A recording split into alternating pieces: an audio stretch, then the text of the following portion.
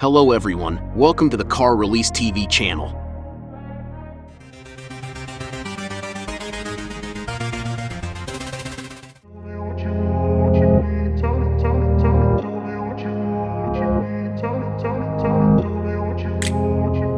Hyundai introduced the Kona for the 2018 version year, bring about the compact crossover obtaining its mid-cycle refresh for 2021.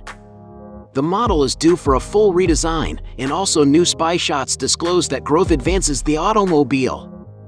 The fresh images record the revamped Kona lugging a heavy lots. The crossover looks slightly larger than the version it will certainly replace, however we do not anticipate Hyundai to alter the design's wheelbase or size by much.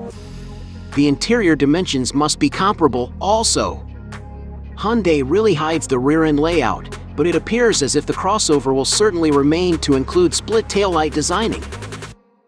The trailer likely weighs that Hyundai is examining the vehicle's gasoline powertrain. Hyundai needs to proceed providing the design with gasoline and all-electric choices. There are likewise rumors that a hotter Kona N Line will return.